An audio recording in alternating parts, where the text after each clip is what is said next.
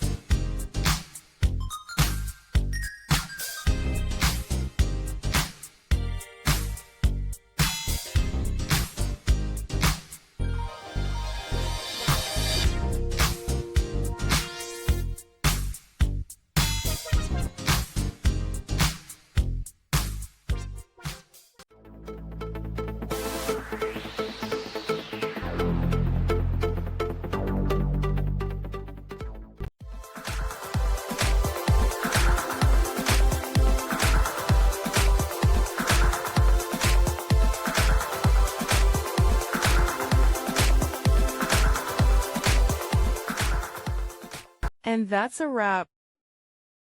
I hope you found the answer you were looking for. If you did, take a second to hit that subscribe button. It really helps out. And let me know in the comments which solution worked best for you. See you next time in the debug zone.